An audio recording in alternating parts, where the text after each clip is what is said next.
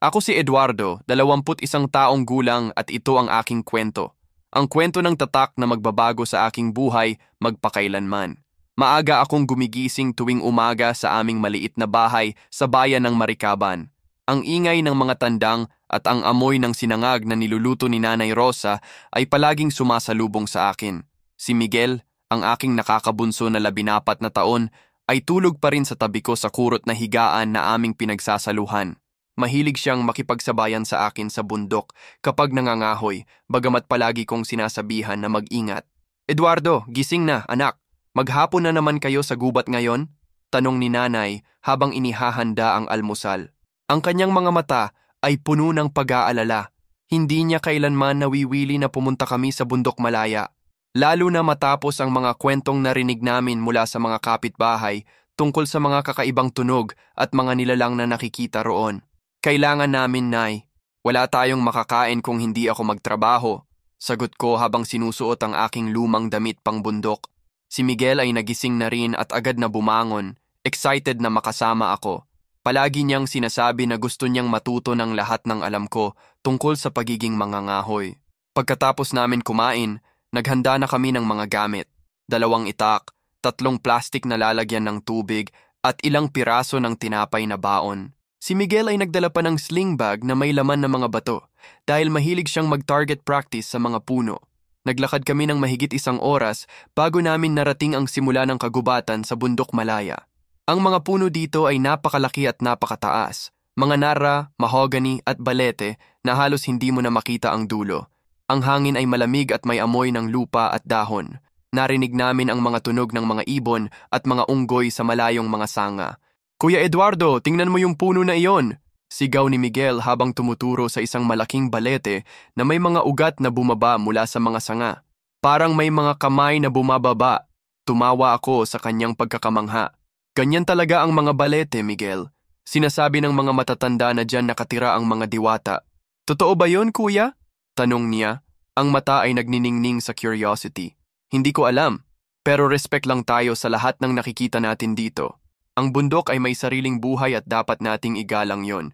Paliwanag ko habang nagsisimula na kaming pumasok sa mas malalim na bahagi ng gubat. Nagtrabaho kami ng ilang oras. Naghahanap ng mga patay na sanga at mga trunk na pwedeng gawing charcoal. Si Miguel ay nakatayo sa hindi kalayuan, naghahanap din ng mga makakain na prutas o mga tubig na pwedeng inumin. Ang araw ay mataas na sa kalangitan nang mapansin kong wala na si Miguel sa dapat niyang kinatatayuan. Miguel! Sigaw ko, ngunit walang sumagot. Tumigil ako sa ginagawa at nagsimulang maghanap sa paligid. Miguel, nasaan ka? Ang puso ko ay nagsimulang bumilis. Hindi niya ginagawang lumayo ng malayo sa akin. Nagtanong ako sa mga puno, sa mga halaman, sa hangin, lahat ng makakakita sana sa kanya. Lumakad ako sa lahat ng direksyon na pwede niyang napuntahan, sinisigaw ang kanyang pangalan hanggang sa ang aking boses ay nagiging malat. Mga 2 oras na akong naghahanap nang makarating ako sa isang bahagi ng bundok na hindi ko pa napuntahan dati. Dito ay may malalim na bangin na nakakatakot tingnan. Ang mga puno ay mas malaki pa dito at ang mga ugat ay parang mga alambre na nagsasalitan sa lupa. Miguel! Sigaw ko muli at sa pagkakataong ito narinig ko ang mahihinang tunog ng boses niya. Kuya, tulong! Ang hirap niyang boses ay nanggagaling sa ilalim ng bangin. Hindi na ako nag-isip pa. Bumaba ako kaagad sa bangin, ginagamit ang mga ugat at mga bato bilang hawakan. Ang bangin ay mas malalim pa sa inakala ko at sa gitna ng pagbaba ko, napadulas ako sa isang bato na basa dahil sa lumot. Nahulog ako ng mabilis. Ang mga sanga at mga dahon ay tumatagos sa aking balat. Narinig ko ang sarili kong sigaw bago ako tumama sa lupa. Ang sakit ay kumalat sa buong katawan ko at halos mawalan ako ng malay. Nang minulat ko ang mga mata ko, nakita ko ang isang napakalaking itim na ahas na nakatitig sa akin. Ang mga mata ng ahas ay kulay ginto at sa kanyang likod ay may gintong tanda na parang bituin. Hindi ako makagalaw dahil sa takot at sa sakit ng pagkakahulog. Ang ahas ay nagsimulang gumalaw tungo sa akin at akala ko ay aakmuin ako nito. Ngunit sa halip na akmuin ako, tumigil ito sa aking tabi at tila ba ay nagiging gabay. Dahan-dahan akong tumayo, ang katawan ko ay nanginginig sa sakit at takot. Ang ahas ay nagsimulang gumalaw tungo sa isang direksyon at tila ba ay hinihintay akong sumunod. Wala akong ibang pagpipilian. Sundin ko ang ahas o manatiling mag-isa sa gitna ng gubat na hindi ko kilala. Sumunod ako sa ahas sa loob ng mahaba-habang paglalakad. Dumaan kami sa mga landas na parang hindi pa nadaanan ng tao, sa mga puno na mas malaki pa sa nakita ko dati, at sa mga bulaklak na kulay ay hindi ko pa nakita sa buong buhay ko.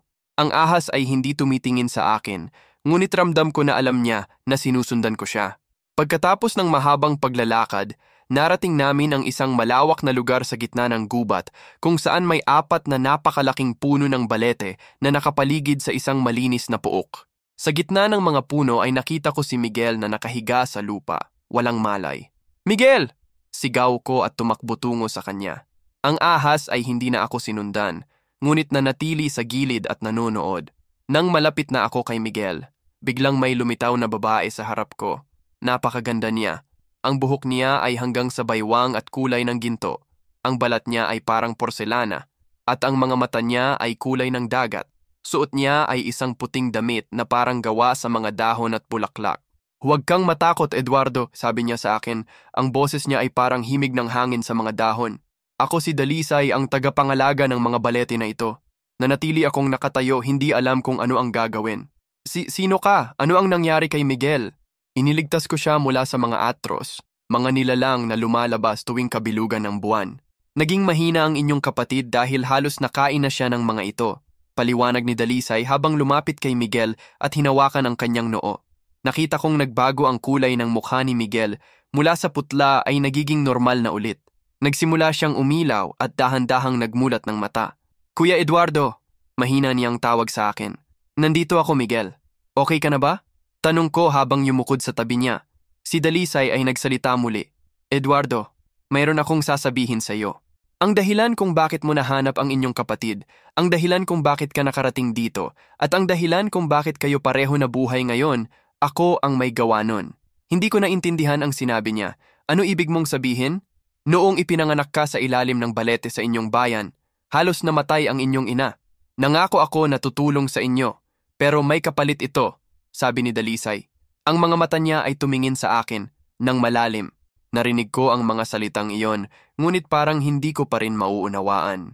Si Miguel ay tumutulong na sa akin na makaupo, ngunit nakatingin pa rin ako kay Dalisay na naghihintay ng aking sagot sa tanong na hindi pa niya natanong.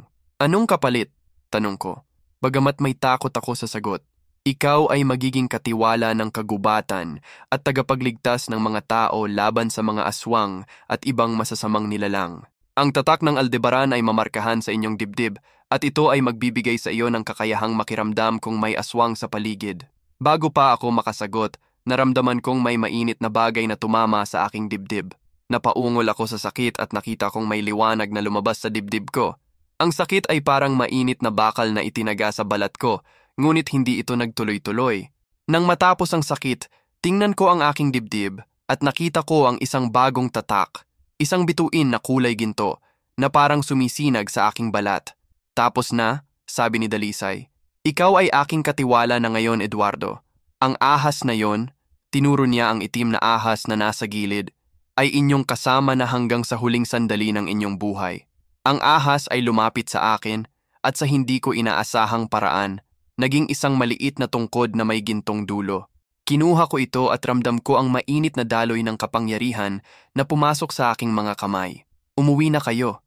Marami pa kayong malalaman sa mga darating na araw," sabi ni Dalisay bago siya unti-unting nawala sa aming paningin. Tinulungan ko si Miguel na tumayo at maglakad. Ang tungkod ay naging gabay namin pabalik sa daan na pwede naming tahakin. Ang buong paglalakad ay tahimik kami. Pareho naming pinoproseso ang lahat ng nangyari. Nang makarating kami sa bahay, nakita ni Nanay Rosa ang aming pagkakauntog at mga gasgas sa katawan. Ngunit ang pinaka nakakuha ng kanyang pansin ay ang bagong tatak sa aking dibdib. "Eduardo, ano yan?" tanong niya. Ang boses niya ay puno ng takot. "Nanay, mahaba ang kwento," sabi ko habang umuupo sa mesa.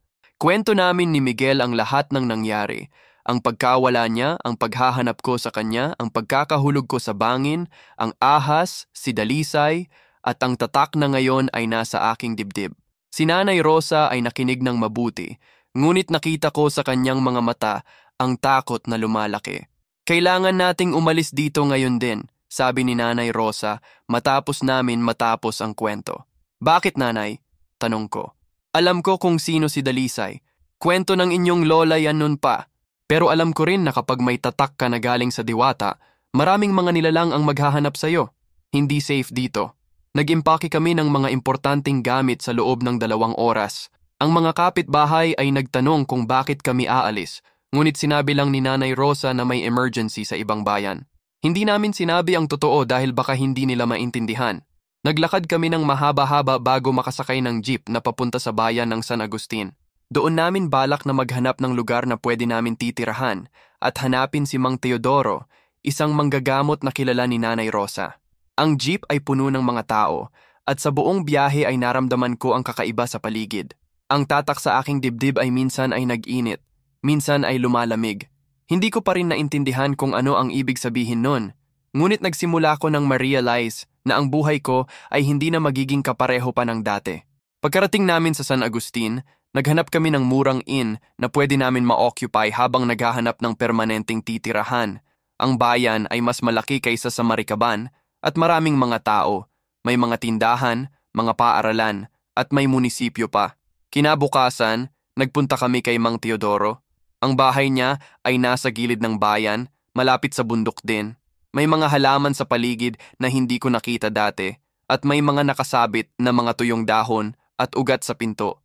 Si Mang Teodoro ay matandang lalaki na halos 60 taon na ang edad. Ang buhok niya ay puti na at may mahaba siyang bigote. Nang makita niya si Nanay Rosa, ngumiti siya at yumakap. Rosa, matagal na kitang hindi nakita. Sino yang mga kasama mo? Tanong ni Mang Teodoro. Mga anak ko, Mang Teodoro. Si Eduardo at si Miguel, sagot ni Nanay Rosa. May problema kami at sana matulungan ninyo kami.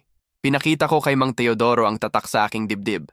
Ang mukha niya ay bigla na nagbago. Mula sa ngiti ay naging seryoso at medyo natakot. Pumasok kayo sa loob, kailangan nating mag-usap, sabi ni Mang Teodoro. At ginabayan kami sa kanyang bahay. Ang loob ng bahay ni Mang Teodoro ay puno ng mga kakaibang bagay. May mga nakasabit na mga buto ng mga hayop, mga bote na may kulay na tubig, mga libro na luma na, at mga larawan ng mga taong hindi ko kilala. Sa gitna ay may malaking mesa na may mga kandila. Eduardo, ang tatak na yan ay napakalakas na kapangyarihan.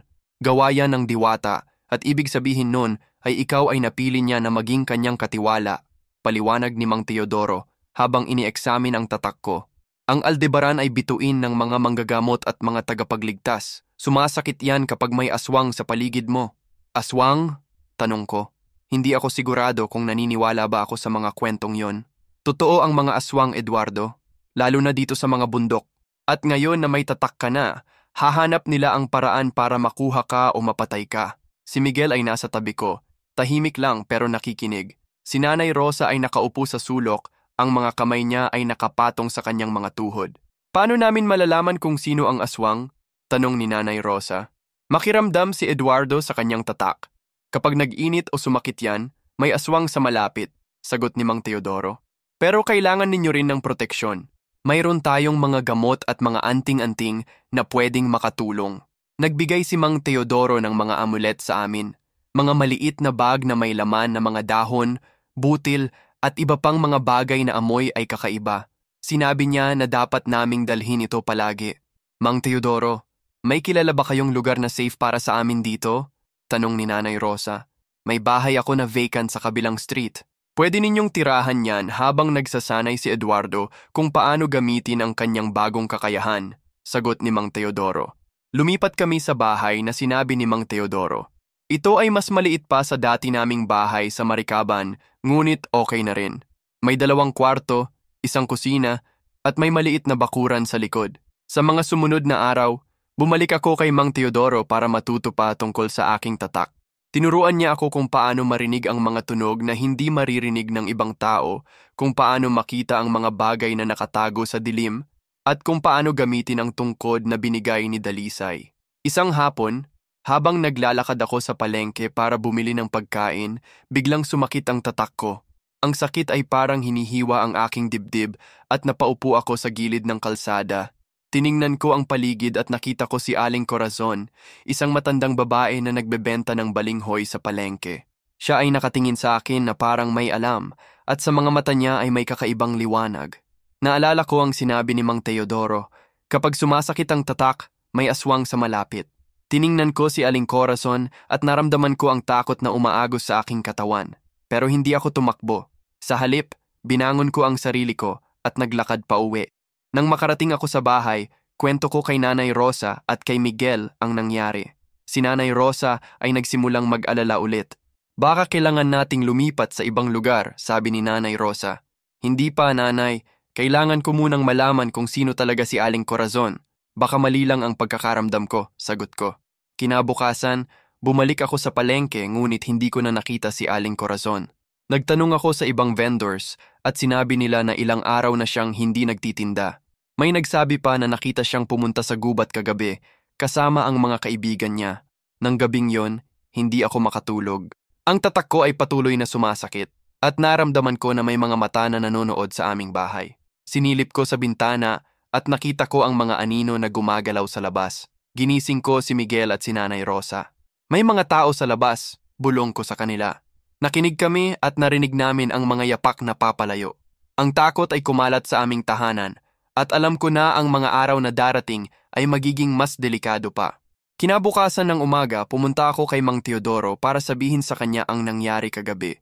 Nakita ko siyang nag-aalmusal sa kanyang kusina, nakaupo sa isang lumang upuan na may mga ukit na simbolo. Mang Teodoro, may mga tao kagabi sa labas ng bahay namin. At si Aling Corazon na vendor sa palengke, hindi ko na siya makita simula kahapon. Kwento ko habang umuupo sa harap niya. Tumigil siya sa pagkain at tumingin sa akin ng malalim. Eduardo, sigurado ka ba na si Aling Corazon ang nakita mo nung sumakit ang tatak mo? Oo po. Nakatingin siya sa akin ng kakaiba at ang mata niya ay parang may liwanag, sagot ko. Tumayo si Mang Teodoro at kumuha ng isang lumang libro sa kanyang aparador. Binuklat niya ito at ipinakita sa akin ang mga larawan ng mga aswang na nakasulat doon. Ang mga aswang ay may kakayahang magbago ng anyo. Si Aling Corazon na nakita mo ay maaaring hindi ang tunay na Aling Corazon.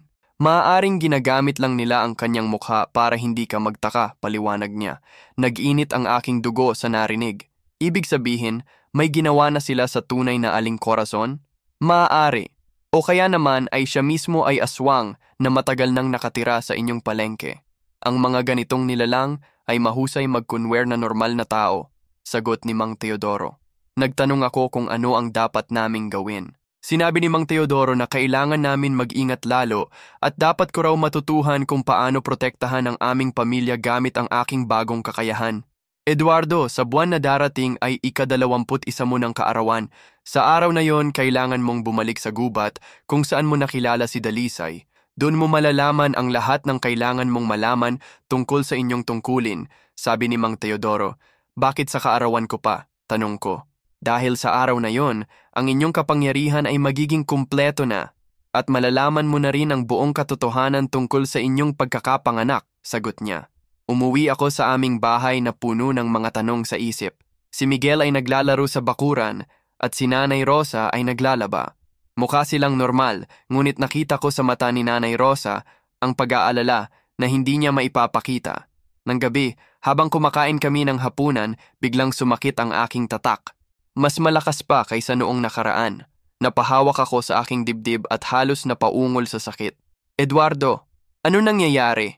Tanong ni Miguel, takot sa boses niya. Hindi pa ako nakasagot nang marinig namin ang mga katok sa pinto. Hindi ordinary na katok. Masyadong malakas at tuloy-tuloy. Parang may nagmamadaling gustong pumasok. Sino kaya yon? Bulong ni Nanay Rosa. Huwag kayong magpapakita, sabi ko sa kanila. Kinuha ko ang tungkod na binigay ni Dalisay at dahan-dahang lumapit sa pinto. Sino yan? Tanong ko sa pinto. Si Aling Carmen po, kapitbahay ninyo. May emergency po sa bahay, kailangan namin ng tulong, sagot ng boses sa labas. Ngunit ang boses ay kakaiba. Parang may halong iba pang tunog at ang tatak ko ay lalong sumakit. Alam ko na may hindi tama. Anong emergency? Tanong ko ulit. May naaksidente po sa kalsada. Kailangan ng sasakyan para madala sa ospital, sagot ng boses. Tiningnan ko si Nanay Rosa at nakita ko sa kanyang mata na alam din niyang may hindi tama. Walang Aling Carmen sa aming kapitbahay. Lahat ng nakatira sa street ay kilala namin. Sandali lang po, sagot ko sa pinto. Lumapit ako kay Nanay Rosa at Miguel at pinulong sa kanila, "Lumabas kayo sa likod. Pumunta kayo kay Mang Teodoro. Ngayon na." "Hindi ka namin iiwan, kuya," sabi ni Miguel. "Kailangan ninyo. Protektahan ninyo si nanay. Ako ang may tatak. Ako ang haharap sa kung anuman yan," sabi ko habang ginagabayan sila sa likurang pinto. Nakita ko silang lumabas sa bakuran at tumakbo tungo sa bahay ni Mang Teodoro. Nang makasiguro ako na ligtas na sila, bumalik ako sa harapang pinto. Ang mga katok ay tuloy-tuloy pa rin, ngunit ngayon ay mas malakas na. Parang gusto nang sirain ang pinto.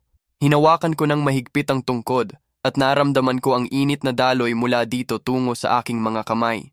"Lalabas na po ako," sigaw ko sa pinto. Binuksan ko ito ng mabilis at nakita ko ang 3 tao na nakatayo sa labas. Ang isa ay matandang babae na mukhang si Aling Corazon, ang isa ay isang lalaking hindi ko kilala, at ang pangatlo ay isang batang babae na siguro ay nasa edad din ni Miguel. Ngunit ang kanilang mga mata ay pawang pula at ang mga ngipin nila ay haba at matalas. "Ah, ayan na ang batang may tatak," sabi ng lalaki. Ang boses niya ay mababang usal na parang galing sa ilalim ng lupa. Hindi na ako naghintay pa. Ginift ko ang tungkod at biglang lumaki ito. Naging mahaba at mabigat na sandata. Sumugod ako sa kanila nang hindi sila naghanda. Ang unang tamaan ko ay ang matandang babae. Tumama ang tungkod sa kanyang dibdib at narinig ko ang malakas na ungol niya. Lumikha ng apoy sa lugar na natamaan ko at nakita ko na ang tunay na anyo niya, hindi babae, kundi isang malaking aso na may maitim na balahibo at pulang mata. Ang lalaki at ang bata ay sumugod sa akin. May mga kuko sila na mahaba at matalas at ang mga bibig nila ay may mga laway na kumukulong. Umiwas ako sa kanilang mga atake at ginit ulit ang tungkod. Sa bawat hampas ng tungkod, may lumalabas na liwanag at apoy. Ang mga aswang ay nagsisigaw sa sakit, ngunit hindi sila tumitigil sa pag-atake sa akin. Nakita ko na may mga sugat ako sa braso at sa mukha dahil sa kanilang mga kuko. Sa gitna ng laban, narinig ko ang boses ni Mang Teodoro na tumatawag sa akin. "Eduardo, dito!" Nakita ko siyang tumatakbo tungo sa amin kasama si Nanay Rosa at si Miguel. May hawak siyang malalking bote na may tubig na kumikinang. "Lumayo ka!" sigaw niya at nagsimulang magwisik ng tubig sa mga aswang. Ang tubig ay parang acid sa kanila. Nagsimula silang matunaw at magsigaw ng napakalakas. Ang kanilang mga sigaw ay hindi parang sigaw ng tao. Parang mga hayop na nahihirapan. "Holy water na may bendisyon ng pari at may halong mga damong proteksyon," paliwanag ni Mang Teodoro habang patuloy na nagruruksa ng tubig. Ang 3 aswang ay nagsimulang tumakas, ngunit bago sila mawala sa dilim, ang lalaki ay nagsalita. "Hindi mo kami matatakasan, batang may tatak. Babalik kami at dadalhin namin ang inyong pamilya sa aming master," sigaw niya bago sila tuluyang nawala. Pagkatapos ng laban, napaupo ako sa lupa dahil sa pagod at sa mga sugat. Si Miguel ay lumapit sa akin at tumulong na alisin ang dugo sa aking braso. "Eduardo, kailangan na nating umalis dito ngayon din. Hindi safe," sabi ni Mang Teodoro. "Saan naman tayo pupunta?" tanong ni Nanay Rosa. "Sa bahay ko muna. May mga proteksyon doon na mas malakas," sagot ni Mang Teodoro. Kumuha kami ng mga importanteng gamit at lumipat sa bahay ni Mang Teodoro. Ang kanyang bahay ay mas malaki sa loob kaysa sa inakala ko. May mga kwartong hindi ko pa nakita noon at lahat ng sulok ay may mga nakasabit na mga anting-anting at mga larawan ng mga santo. "Dito kayo matutulog ngayong gabi. Bukas ay mag-isip tayo ng mas permanenteng solusyon," sabi ni Mang Teodoro habang ihinahanda ang mga higaan para sa amin. Nang gabi, habang nakahiga ako sa higaan na binigay ni Mang Teodoro, hindi ako makatulog. Ang mga nangyari kanina ay paulit-ulit na bumabalik sa aking isip. Ang mga mukha ng mga aswang, ang kanilang mga sigaw, at ang pagbabanta na babalik sila. Narinig ko ang mga yapak sa labas ng bahay, ngunit sa pagkakataong ito ay hindi ako natakot. Alam ko na ang bahay ni Mang Teodoro ay protektado ng mga mahiwagang barangay. Kinabukasan, gumising ako ng maaga at nakita ko si Mang Teodoro na naghahanda ng mga gamot sa kanyang mesa. "Mang Teodoro, ano ang susunod nating gagawin?" tanong ko. "Eduardo, malapit na ang inyong kaarawan. Sa loob ng 3 linggo, kailangan mong bumalik sa gubat para makausap si Dalisay. Doon mo malalaman kung paano mo talaga maprotektahan ang inyong pamilya at ang mga tao sa paligid ninyo," sagot niya. "Hindi ba delikado na bumalik ako doon?" tanong ko. "Delikado, oo. Pero mas delikado kung hindi mo gagawin. Ang mga aswang na nakabangga mo kagabi ay hindi lang basta-basta na mga aswang. May nagpapadala sa kanila, may master sila na mas malakas pa, paliwanag ni Mang Teodoro.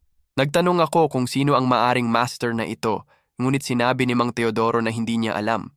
Ang alam lang niya ay may malaking aswang na nangunguna sa lahat ng masasamang nilalang sa buong rehiyon. Sa mga sumunod na araw, nanatili kami sa bahay ni Mang Teodoro. Tinuruan niya ako ng mas maraming mga paraan kung paano gamitin ang aking tatak at ang tungkod. Natuto ako kung paano makakita sa dilim, kung paano marinig ang mga tunog na malayo, at kung paano maging mas mabilis sa paggalaw. Si Miguel ay nanonood sa lahat ng ginagawa namin at minsan ay humihingi na turuan din siya. Ngunit sinabi ni Mang Teodoro na walang tatak si Miguel kaya hindi siya pwedeng turuan ng mga mahiwaga. Pero pwede siyang turuan ng mga basic na proteksyon, sabi ni Mang Teodoro, at nagsimula siyang turuan si Miguel kung paano gumamit ng holy water, kung paano makikilala ang mga aswang, at kung paano tumakbo ng maayos kapag may panganib. Si Nanay Rosa ay patuloy na nag-aalala, ngunit nakita ko na nagsisimula siyang maging mas matatag. Tumutulong siya kay Mang Teodoro sa paggawa ng mga gamot at sa pag-aasikaso ng mga bagay sa bahay. Isang hapon, habang nag-eensayo ako sa bakuran, lumapit si Nanay Rosa sa akin. "Eduardo, anak, may sasabihin ako sa'yo," sabi niya. Ang boses niya ay tahimik ngunit seryoso. Umupo ako sa tabi niya sa isang maliit na bangko. "Ano yon, nanay?" "Tungkol sa pagkakapanganak mo. Totoo ang sinabi ni Dalisay na halos namatay ako noong ipinanganak ka," nagsimula si Nanay Rosa. "Pero hindi ko sinabi sa iyo ang buong katotohanan." Nakinig ako ng mabuti. Ang puso ko ay bumili sa takot na baka may malaking lihim na hindi ko alam. Noong mag-aanak ako, wala kaming pera para sa doktor. Napunta ako sa ilalim ng malaking balete sa aming dating tirahan dahil sinabi ng partero na mas malamig doon at mas safe, kwento ni Nanay Rosa. Noong lumabas ka, hindi ka umiiyak. Akala ng partero na patay ka na. Ako naman ay dumudugo ng sobra at halos mawalan ng malay. Tapos biglang may babae na lumitaw. Maganda, may mahabang buhok at nakadamit na puti. "Si Dalisay?" tanong ko. "Oo. Hinawakan niya ako at ikaw at biglang huminto ang pagdudugo ko. Ikaw naman ay nagsimulang umiyak. Sinabi niya sa akin na may bayad ang ginawa niya at darating ang araw na kukumbain niya yon," tuloy ni Nanay Rosa. "Kaya mo alam kung sino si Dalisay?" sabi ko. "Oo, at alam ko rin na darating ang araw na kailangan mo siyang makita ulit. Kaya naman noong makita ko ang tatak mo, alam ko na nagsimula na ang pagbabayad mo sa utang na ginawa niya para sa atin," sagot ni Nanay Rosa. Yumakap ako kay Nanay Rosa. Ngayon ay naintindihan ko na kung bakit ako napili ni Dalisay. Hindi dahil special ako o may kakayahan akong wala sa iba, kundi dahil may utang na loob ang aming pamilya sa kanya. "Salamat sa pagsasabi sa akin ng totoo, nanay," sabi ko.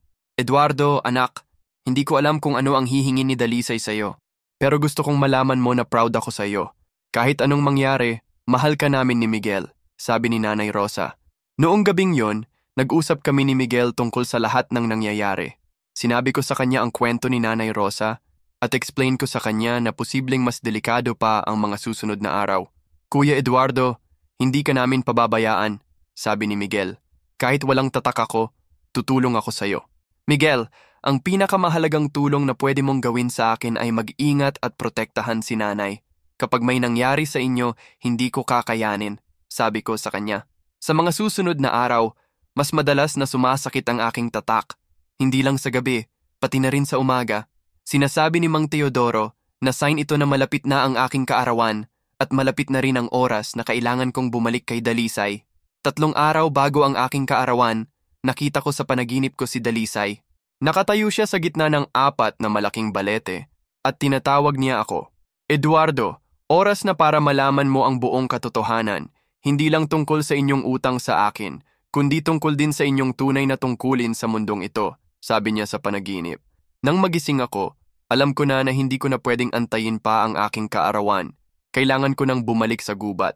Umaga ng ika-21 kaarawan ko, gumising ako ng maaga. Ang tatak sa aking dibdib ay hindi lang sumasakit. Nagiging mainit at parang tumitibok ng hiwalay sa aking puso. Alam ko na ang araw na ito ay magbabago ang lahat. Nakita ko si Mang Teodoro na naghahanda ng mga gamit sa mesa niya. Mga bote ng holy water, mga amulet, at ilang mga dahong hindi ko kilala. "Handang-handa ka na ba, Eduardo?" tanong niya habang inilalagay sa isang maliit na bag ang mga gamit. "Hindi ko alam kung handa ako pero alam kong kailangan kong gawin ito," Sagot ko habang sinusuot ang jacket na may mga bulsa para sa mga proteksyon na ibibigay niya. Si Nanay Rosa ay lumabas mula sa kusina, hawak ang isang tasa ng mainit na kape. Nakita ko sa kanyang mga mata ang takot, ngunit may determinasyon din doon. Eduardo, anak, bago ka umalis, gusto kong malaman mo na kahit anong mangyari ngayong araw, proud kami sa'yo, sabi niya habang yumayakap sa akin. Si Miguel ay nasa tabi niya, tahimik pero nakikinig sa lahat ng sinasabi. Lumalapit siya sa akin at niyakap ako rin. Kuya, ingat ka. Balik ka agad, ha? May planong birthday cake si nanay para sa iyo, sabi ni Miguel. Ang boses niya ay nanginginig kahit sinusubukan niyang maging masaya. Kinuha ko ang tungkod na laging nasa tabi ko na ngayon at naramdaman ko ang familiar na init na daloy mula dito. Sa mga nakaraang linggo, naging bahagi na ng aking katawan ang tungkod na ito. Parang extension ng aking mga kamay. Mang Teodoro, paano ako makakabalik dito? Tanong ko. Ang tungkod mo ay maggabay sa iyo pabalik. Pero Eduardo, tandaan mo, kung may ibibigay si Dalisay na responsibilidad sa iyo, huwag mong agad tanggapin. Magtanong ka muna ng mga detalye, payo ni Mang Teodoro. Naglakad ako mula sa bahay ni Mang Teodoro hanggang sa terminal ng mga jeep na papunta sa Bundok Malaya. Ang mga tao sa paligid ay normal lang, mga nagmamadaling papasok sa trabaho, mga estudyanteng papunta sa eskwela, mga vendor na naghahanda ng kanilang mga tinda. Walang alam na may lalaking may mahiwagang tatak na papunta sa bundok para makipagkita sa isang diwata. Ang biyahe sa jeep ay tumagal ng mahigit 1 oras. Sa buong biyahe, ang tatak ko ay patuloy na nag-init. Hindi masakit na init, pero parang nagwa-warn na malapit na ako sa lugar na dapat kong puntahan. Nang makarating ako sa paanan ng Bundok Malaya, nagsimula akong maglakad tungo sa gubat. Ang mga puno ay parang tumatanggap sa akin, ang mga dahon ay gumagalaw kahit walang hangin, at ang mga ibon ay umaakit sa akin na parang ginagabayan ako sa tamang daan. Hindi na ako nalito sa daan. Ang tungkod sa aking kamay ay nagmamahiwagang guide, tumutuon sa direksyon na dapat kong sundan. Sa bawat hakbang, mas nagiging klaro sa akin na ang lugar na ito ay hindi ordinary na gubat. May buhay dito na hindi nakikita ng mga mata ng normal na tao. Pagkatapos ng mahaba-habang paglalakad, nakarating ako sa pamilyar na lugar, ang bangin kung saan ako nahulog noong unang araw na nawala si Miguel. Pero ngayon, ang bangin ay parang hindi ganun kalalim. May hagdang gawa sa mga ugat ng mga puno na bumababa tungo sa ilalim. Bumaba ako sa hagdang ugat, at sa bawat hakbang ay nagiging mas malinaw ang mga tunog sa paligid ko. Hindi lang mga tunog ng mga hayop, may mga boses din na parang kumukumbisay sa malayo, mga tunog ng mga yapak na hindi ko makita kung saan nanggagaling. Nang makarating ako sa ilalim ng bangin, nakita ko ang pamilyar na itim na ahas na may gintong tatak sa likod. Nakatingin ito sa akin na parang matagal na niya akong hinihintay. "Kumusta kaibigan?" sabi ko sa ahas at sa kakaibang paraan. Parang naintindihan ko ang tugon niya sa pamamagitan ng paggalaw ng kanyang ulo. Sinundan ko ang ahas sa loob ng mas malalim na bahagi ng gubat. Dito ay nakita ko ang mga puno na mas malaki pa sa nakita ko dati. Mga balete na ang mga ugat ay umabot hanggang sa kalangitan, mga bulaklak na kumikinang sa dilim at mga halaman na gumagalaw kahit walang hangin. Sa gitna ng lahat ng ito ay nakita ko ang 4 na balete na nakapalibot sa isang malawak na lugar. Pero ngayon, ang lugar ay iba na. May mga kandila na nakakalat sa paligid, may mga nakasabit na mga bituin na gawa sa ginto, at sa gitna ay may altar na gawa sa mga ugat ng balete. Si Dalisay ay nakatayo sa gitna ng altar, ngunit ang hitsura niya ngayon ay iba sa nakita ko dati. May mga pakpak siya, malaki at puti na pakpak na parang ng anghel, pero mas makapangyarihan pa. Ang buhok niya ay mas mahabang ngayon at tila bumubuhaghag sa hangin, at ang mga mata niya ay mas malinaw pa kaysa sa tubig ng ilog. "Eduardo, dumating ka na," sabi niya. Ang boses niya ay mas malakas ngayon at parang umaagos sa buong gubat. "Handang malaman mo na ba ang buong katotohanan?"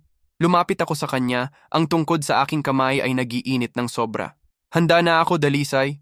"Umupo ka," sabi niya, at itinuro ang isang maliit na upuan na gawa sa mga ugat sa harap ng altar. Nang maupo ako, nagsimula siyang magkwento.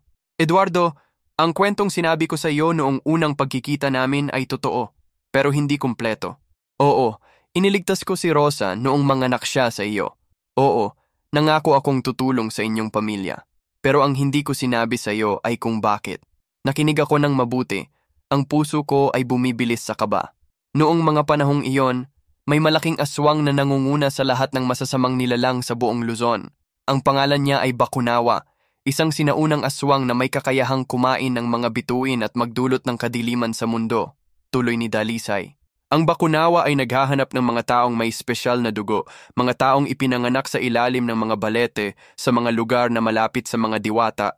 Ang dugo ng mga ganitong tao ay magbibigay sa kanya ng mas malaking kapangyarihan. Naramdaman ko ang panginginig sa aking katawan. Ibig mong sabihin, hinahanap niya ako? Hindi lang ikaw. Marami pa siyang hinahanap na kagaya mo. Pero ikaw ang naging pinakaimportante dahil sa lugar kung saan ka ipinanganak at sa kondisyon ng inyong ina noong panahong iyon. Sagot ni Dalisay. Kaya nilagyan mo ako ng tatak? Tanong ko. Ang tatak ay hindi lang para sa proteksyon mo, Eduardo. Ang tatak na iyan ay susi sa isang malaking responsibilidad. Ikaw ay magiging huling pag-asa ng mga tao laban sa Bakunawa at sa lahat ng kanyang mga alagad, sabi ni Dalisay. Tumayo ako mula sa upuan, ang galit ay nagsisimulang umagos sa aking katawan. Ibig mong sabihin, ginawa mo akong weapon? Hindi mo man lang ako tinanong kung gusto ko ng ganitong buhay. Eduardo, intindihin mo, kung hindi ko ginawa ang ginawa ko, patay na kayo ngayon ni Rosa. Ang Bakunawa ay makakahanap din sa inyo at walang makakaprotekta sa inyong pamilya, paliwanag ni Dalisay. Pero pinili mo para sa akin. Pinili mo na ang buhay ko ay maging ganito. Puno ng panganib, puno ng takot para sa aming pamilya. Sigaw ko, ang tungkod sa aking kamay ay nagsimulang mag-ilaw. Tama ka, Eduardo. Pinili ko para sa'yo. Pero pinili ko rin na bigyan ka ng kapangyarihang makaka-fight sa kanila. Pinili ko na hindi ka maging biktima, kundi maging fighter, sagot ni Dalisay. Umupo ako ulit, ang galit ay naging pagkaka-confuse. Ano ba talaga ang gusto mong gawin ko? Ang Bakunawa ay malapit nang bumalik. Sa loob ng 3 buwan, magkakaroon ng kakaibang eclipse, isang pagkakataong mangyayari lang tuwing 1 siglo. Sa gabing iyon, ang Bakunawa ay magkakaroon ng sapat na kapangyarihan para lumunok ng 3 bituin sabay-sabay, paliwanag ni Dalisay. Kapag nalunok niya ang 3 bituin na iyon, ang buong mundo ay magiging madilim ng 3 taon. Sa loob ng 3 taong iyon, lahat ng masasamang nilalang ay magiging mas malakas at ang mga ordinaryong tao ay maging helpless. Narinig ko ang mga salitang iyon ngunit parang hindi ko pa rin ma-processes ang laki ng responsibilidad na ibinibigay sa akin. Paano ko mapipigilan ang isang ganun kalakas na nilalang? Hindi mo siya pipigilan mag-isa, Eduardo. May mga kasama ka, sabi ni Dalisay at nagsimulang maglakad sa paligid ko. Ang mga taong tulad mo, mga taong may tatak ng mga diwata, mga taong may special na dugo, mga taong handang makipaglaban para sa tama. Kayo ay magiging isang grupo na tatawaging mga tagapagligtas. Ilang tao ba kami? Tanong ko. Sa kasalukuyan, 6 na kayong may ganyang kakayahan sa buong Pilipinas. Pero hindi pa lahat handang tanggapin ang kanilang tungkulin, sagot ni Dalisay. Nagtanong ako kung sino ang mga kasama ko na ito, ngunit sinabi ni Dalisay na malalaman ko na lang sila sa tamang panahon. Ang importante ngayon ay tanggapin ko ba ang tungkulin na ibinibigay niya sa akin. Eduardo, kung tatanggihan mo ang tungkulin na ito, mananatili ka pa ring may tatak. Pero ang Bakunawa ay makakalocate sa'yo eventually at ang buong pamilya mo ay magiging target niya, sabi ni Dalisay. Pero kung tatanggapin mo ang tungkulin, bibigyan kita ng mas malaking kapangyarihan. Matututo ka kung paano kontrolin ang liwanag, kung paano makipag-communicate sa mga hayop, kung paano gumaling mula sa mga sugat na walang tulong ng medicine. Naisip ko si Nanay Rosa at si Miguel na naghihintay sa akin sa bahay ni Mang Teodoro. Naisip ko ang mga taong nakatira sa San Agustin, sa Maricaban, sa lahat ng mga lugar na pupuntahan ng Bakunawa kung magkakaroon ng 3 taong kadiliman. Kung tatanggapin ko ito, ano ang garantiya mo na safe ang aming pamilya? Tanong ko. Walang garantiya, Eduardo. Ang laban na ito ay hindi madali at may mga taong magiging casualty. Pero ang garantiya ko ay makakasama mo ako sa laban na ito. Hindi kita pababayaan, sagot ni Dalisay. Tumayo ako at tiningan ang 4 na malaking balete sa paligid namin. Naisip ko ang lahat ng nangyari sa nakaraang mga linggo, ang pag-atake ng mga aswang, ang takot sa mata ni Nanay Rosa, ang determinasyon ni Miguel na tulungan ako kahit wala siyang kapangyarihan. Tatanggapin ko, sabi ko. Pero may kondisyon ako. Ano? Tanong ni Dalisay. Protektahan mo si Nanay Rosa at si Miguel. Hindi mo sila pagamitan ng ibang responsibilidad na hindi nila ginusto. Sila ay maging normal na tao lang, sabi ko. Ginagawa ko na yan, Eduardo. Pero tandaan mo, Kapag nasa laban ka na, hindi mo lagi silang makakasama. May mga panahong kailangan mong lumayo sa kanila para sa kanilang kaligtasan, sagot ni Dalisay. Lumakad siya sa akin at hinawakan ang aking mga kamay. Ang init ay kumalat mula sa kanyang mga palad tungo sa akin at naramdaman ko ang pagbabago sa loob ng aking katawan. Ngayon, tatanggap mo ng mas malaking responsibilidad. Ang tatak mo ay magiging mas powerful at matututo ka ng mga bagay na hindi mo inakala na kaya mong gawin, sabi ni Dalisay. Biglang sumakit ang tatak sa aking dibdib, pero hindi masama na sakit. Parang may bagong buhay na pumapasok sa akin. Nakita ko sa aking mga kamay ang mga gintong linya na lumilitaw at naramdaman ko na ang tungkod sa aking kamay ay nagiging mas magaan pero mas powerful. Ang unang misyon mo ay bumalik sa inyong tahanan at protektahan ang inyong pamilya mula sa mga aswang na maghahanap sa inyo, sabi ni Dalisay. May mga aswang na maghahanap sa amin? Tanong ko. Oo, kasama sa mga ito ay si Mang Teodoro, sagot ni Dalisay. Napaupo ako sa sakit ng narinig. Si Mang Teodoro? Pero tumutulong siya sa amin. Tinuturuan niya ako. Si Mang Teodoro ay dating katiwala rin ng kagubatan Eduardo. Pero ginait niya ang itim na salamangka upang maging mas malakas. Sa prosesong iyon, naging aswang siya. Ang ginagawa niya sa inyo ngayon ay paghahanda para makuha kayo ng bakunawa, paliwanag ni Dalisay. Ang mundo ay parang gumuhit sa paligid ko. Lahat ng mga araw na nagtiwala kami kay Mang Teodoro, lahat ng mga turong binigay niya sa akin, lahat ng mga proteksyon na akala namin ay ginagawa niya para sa amin, lahat ay trap pala. Si Nanay at si Miguel, nasa kanya sila ngayon, sabi ko. Ang takot ay kumalat sa buong katawan ko. Oo, kaya kailangan mong bumalik ngayon din. Pero Eduardo, huwag kang mag-isang lumaban. May kasama kang darating na makakatulong sa iyo, sabi ni Dalisay. Sino? Tanong ko. Si Lola Carmen, ang kapatid ni Mang Teodoro. Siya ay babaylan na buong buhay na nakikipaglaban sa kanyang kapatid. Naghihintay siya ng tamang pagkakataon para tumulong sa mga taong tulad mo. Bigla akong tumayo, handang bumalik kaagad. Pero hinawakan ni Dalisay ang aking braso.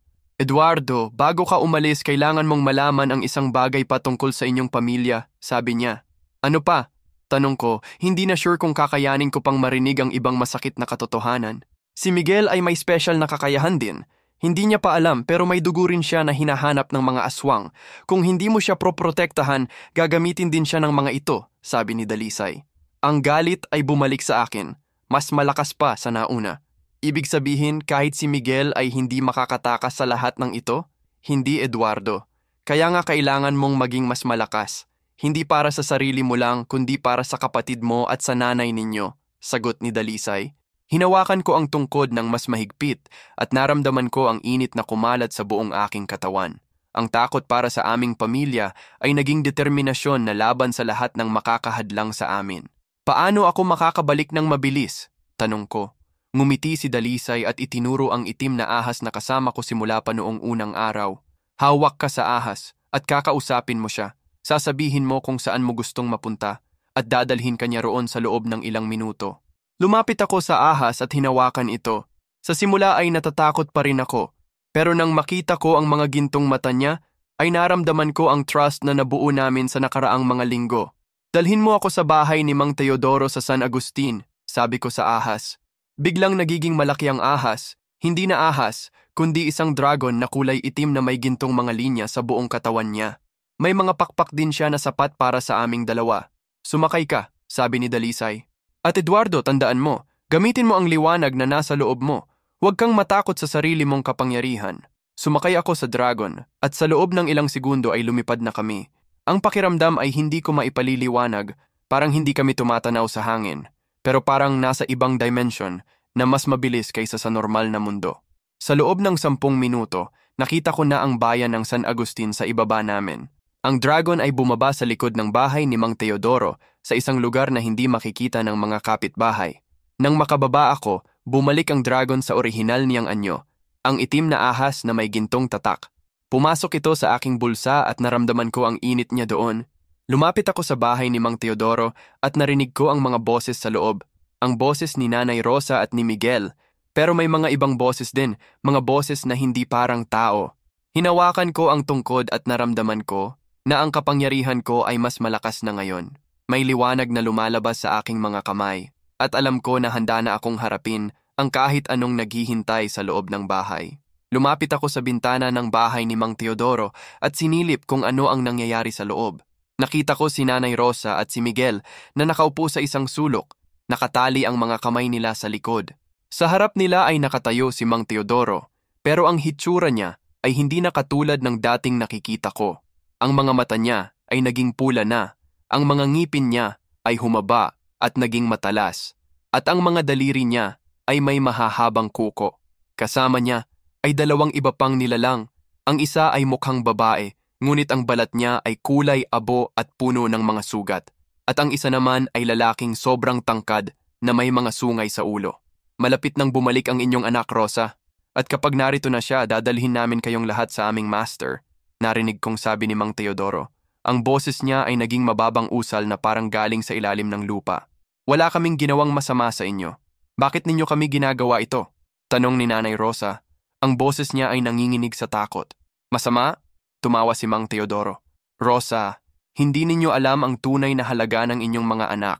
Ang dugo ni Eduardo at ni Miguel ay magiging susi sa pagbabalik ng aming dakilang amo sa mundong ito. Narinig ko si Miguel na nagsalita. Kuya Eduardo ay hindi ninyo magagamit. Matatapang siya at hindi kayo mananalo sa kanya. Tumawa ang babae na kasama ni Mang Teodoro. Matatapang? Bata, ang kuya mo ay hindi pa alam kung gaano kalaki ang kalaban namin. Isang tatak lang ng diwata, akala niya ay kaya na niya kaming lahat. Hindi ko na kinaya ang narinig.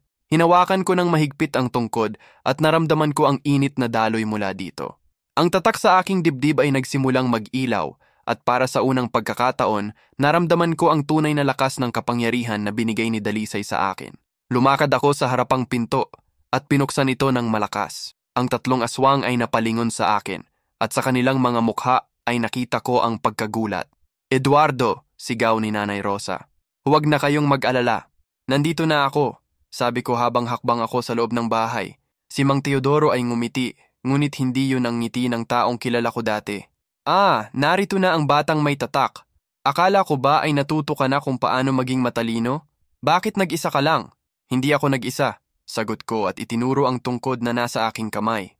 At ngayon ko lang nalaman kung sino ka talaga, Mang Teodoro. O dapat ba kitang tawagin na aswang? Tumawa siya ng malakas. Eduardo, maraming taon na akong naging manggagamot dito sa San Agustin. Nagtulungan ako sa maraming tao, nagpagaling ng maraming sakit. Pero sa lahat ng ginawa ko, ikaw ang pinaka-espesyal na pasyente ko. Bakit?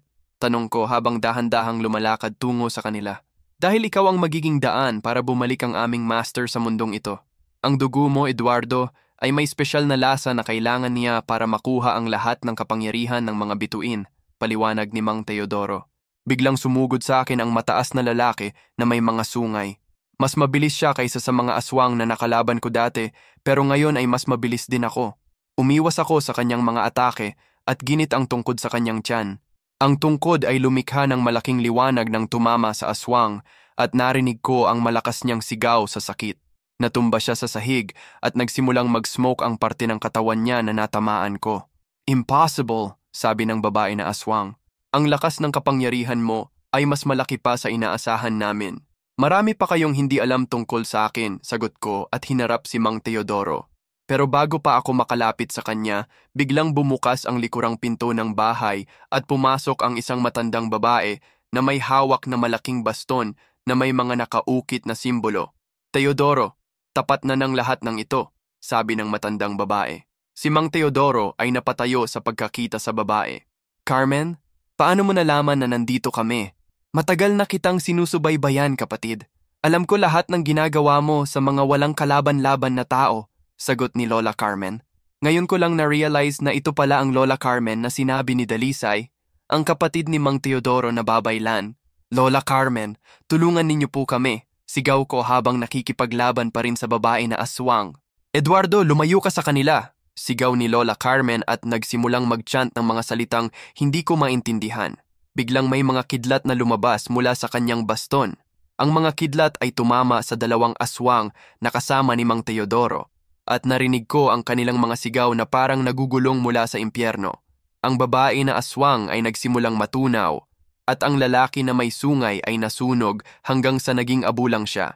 Ngunit si Mang Teodoro ay hindi natamaan ng mga kidlat. Sa halip siya ay nagsimulang lumaki.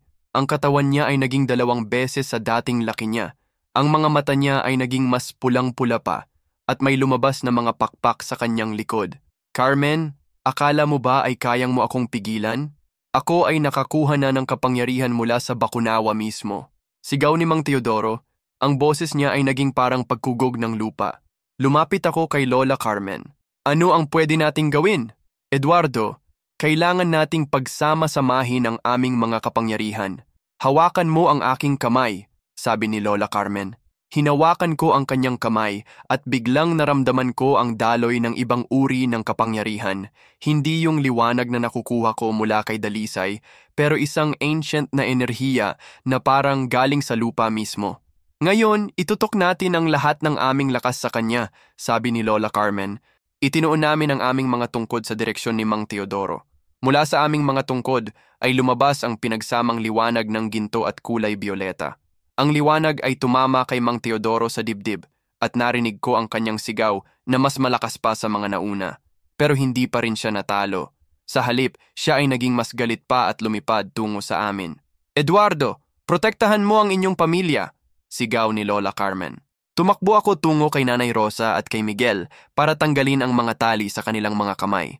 Pero bago pa ako makarating sa kanila, si Mang Teodoro ay bumagsak sa aming pagitan.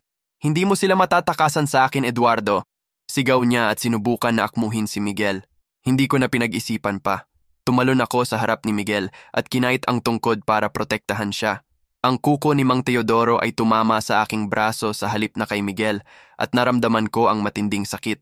Pero sa pagkakataong ito, ang sakit ay naging lakas. Ang dugo na lumabas sa aking braso ay naging gintong liwanag at ang liwanag na ito ay kumalat sa buong katawan ko.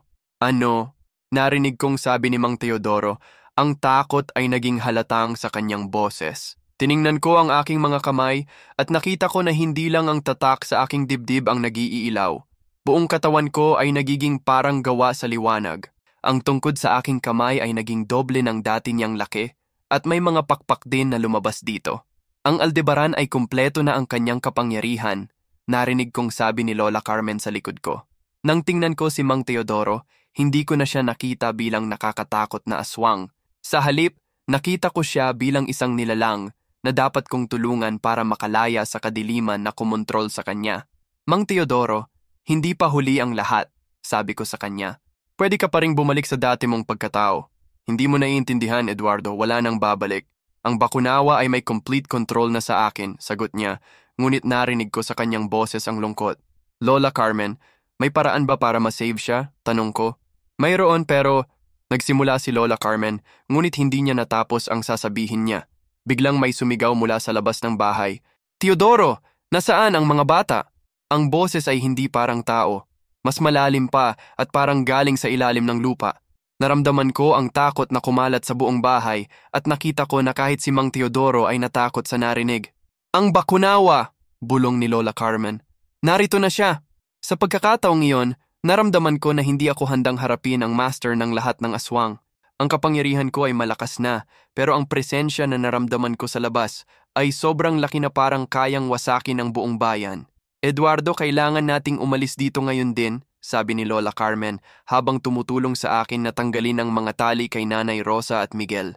Pero si Mang Teodoro? Tanong ko. Eduardo, sabi ni Mang Teodoro.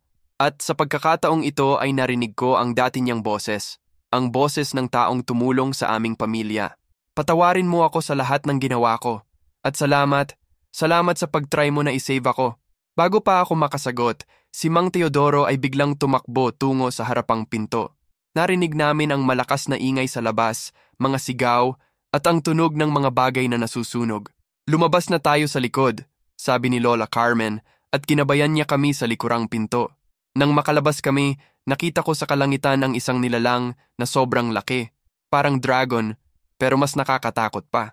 Ang mga mata niya ay parang 2 malaking apoy, at ang mga pakpak niya ay takip ang buong kalangitan sa itaas ng bayan. Yan ang Bakunawa, sabi ni Lola Carmen. Eduardo, hindi mo pa siya kayang harapin ngayon. Kailangan mo pang matuto ng marami. Nakita ko na si Mang Teodoro ay lumalaban sa Bakunawa, ginagamit niya ang lahat ng kanyang natira na kapangyarihan para pigilan ito. Pero halata na hindi siya makakagitaw. Kailangan nating tulungan siya, sabi ko, at nagsimula akong maglakad tungo sa harap ng bahay. Pero hinawakan ni Lola Carmen ang aking braso. Eduardo, kung mamatay ka ngayon, sino ang magiging pag-asa ng mga tao? Si Mang Teodoro ay ginagawa niya ang tamang bagay. Binibigyan niya tayo ng pagkakataong tumakas. Sa loob ng aking puso, alam kong tama si Lola Carmen. Pero nakikita ko si Mang Teodoro na unti-unting natatatalo at ang bakunawa ay nagsisimula na naming humanap sa amin. Eduardo, tara na! May mga taong naghihintay na matulungan mo pa, sabi ni Nanay Rosa habang hawak niya si Miguel. Sa huling pagkakataon, tiningnan ko si Mang Teodoro na nakikipaglaban sa kalangitan. Nakita ko siyang tumingala sa amin at ngumiti. Ang ngiti ng taong alam na ginagawa niya ang tama kahit na magdudulot ito ng kanyang kamatayan. Tumakbo kami sa mga likurang kalsada ng San Agustin, malayo sa ingay ng laban. Sa likod namin, narinig namin ang huling sigaw ni Mang Teodoro at pagkatapos ay katahimikan. Nang malayo na kami sa bayan, huminto kami sa ilalim ng isang malaking puno para magpahinga. Lola Carmen, ano na ang susunod nating gagawin? Tanong ko. Eduardo, bumalik ka sa bundok. Kausapin mo si Dalisay. Sabihin mo sa kanya na nagsimula na ang unang yugto ng plano ng Bakunawa. Sagot ni Lola Carmen. Paano ninyo po? Tanong ko. Ako ay babalik sa aming tribe. May mga kasama akong ibang babaylan na dapat ding ma-inform tungkol sa nangyari. Ang inyong pamilya ay safe na kasama ko, sabi ni Lola Carmen. Yumakap ako kay Nanay Rosa at kay Miguel. Mag-ingat kayo, babalik ako agad. Eduardo, anak, ingat ka rin. At tandaan mo, kahit anong mangyari, mahal ka namin, sabi ni Nanay Rosa. Kinuha ko ang itim na ahas mula sa aking bulsa at nakausap ito. Sa loob ng ilang minuto, nakasakay na ako sa dragon at pabalik na sa gubat ni Dalisay. Nang makarating ako sa altar ng mga balete, nakita ko si Dalisay na naghihintay na sa akin. Pero ngayon ay may kasama siya, 5 iba pang tao na may mga tatak din sa kanilang mga katawan. Eduardo, narito na ang inyong mga kasama na tagapagligtas, sabi ni Dalisay. Tiningnan ko ang mga taong kasama niya. May 2 babae at 3 lalaki. Lahat ay halos kapareho ng edad ko. Sa kanilang mga mukha ay nakita ko ang parehong determinasyon na naramdaman ko. Kamusta, Eduardo? Ako si Maria, sabi ng isang babae na may tatak sa kanyang noo na hugis buwan. Ako si Carlos, sabi ng isang lalaki na may tatak sa kanyang kamay na hugis sika. Pina-introduce ng mga iba pa ang kanilang mga sarili. Si Ana na may tatak sa likod na hugis araw, si Ben na may tatak sa dibdib na hugis kidlat, at si David na may tatak sa leeg na hugis dagat. Ngayon na kumpleto na kayo, magsisimula na ang tunay na sanay para sa laban-laban sa Bakunawa, sabi ni Dalisay. Gaano kalaki ba talaga ang kapangyarihan ng Bakunawa? Tanong ko. Sapat para wasakin ang buong mundo kung hindi natin siya mapigilan, sagot ni Dalisay. Sa gabing iyon, nagsimula ang aming training bilang mga tagapagligtas. Natuto ako na hindi lang ako mag-isa sa laban na ito at na may mga taong handang makipaglaban para sa kapakanan ng lahat.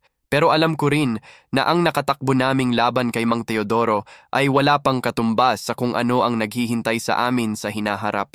3 buwan ang lumipas simula nang maging kumpleto na aming grupo ng mga tagapagligtas. Sa loob ng mga araw na yon, hindi tumigil ang aming pagsasanay sa gubat ni Dalisay. Natuto ako ng mga kakayahan na hindi ko inakala na maaaring gawin ng isang tao. Natuto akong kontrolin ang liwanag na lumalabas sa aking mga kamay.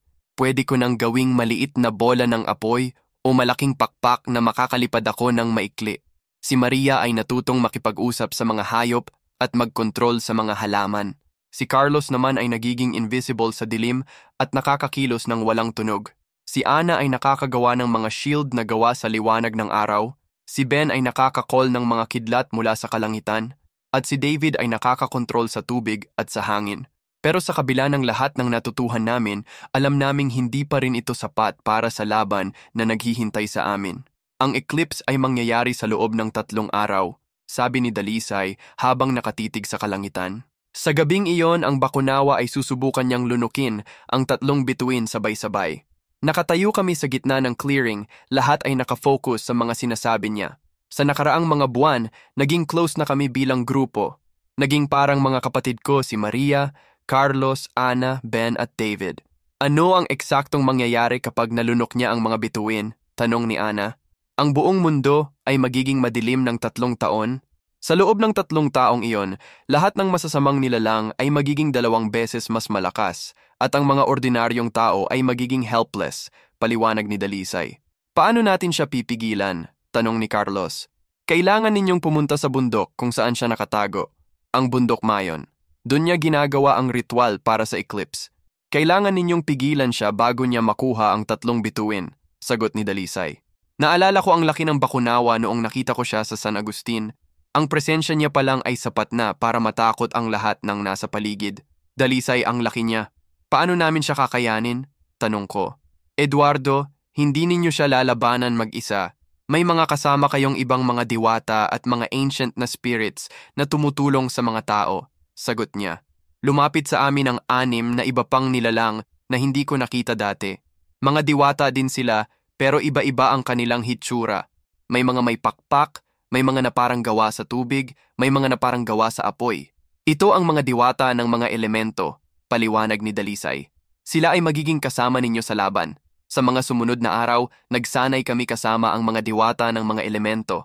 Natuto ako kung paano makipagtulungan sa diwata ng apoy para gawing mas malakas ang aming mga atake. Si Maria ay nakipagtulungan sa diwata ng mga halaman para makakuha ng healing powers. Lahat kami ay naging mas malakas pa sa nakaraan. Ngunit sa kabila ng lahat ng preparation, may nakakabalisa sa akin. Hindi ko pa nakikita si Nanay Rosa at si Miguel simula nang umalis ako kasama ni Lola Carmen. Paulit-ulit kong tinatanong si Dalisay kung safe ba sila at palagi niyang sinasagot na oo. Pero may part sa akin na hindi mapakali. Sa gabing bago ang eclipse, lumapit sa akin si Maria habang nakaupo ako mag-isa sa tabi ng altar. Eduardo, okay ka lang ba? Tanong niya habang umuupo sa tabi ko. Hindi ko alam, Maria. Natatakot ako, sagot ko. Natatakot ka ba sa laban? Tanong niya. Hindi sa laban. Natatakot ako na baka may mangyaring masama sa pamilya ko habang wala ako, sabi ko. Si Maria ay tahimik sandali bago sumagot.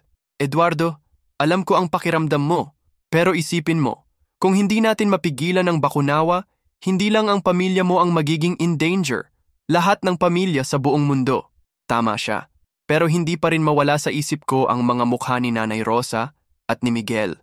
Kinabukasan ang araw ng eclipse, gumising kami ng maaga.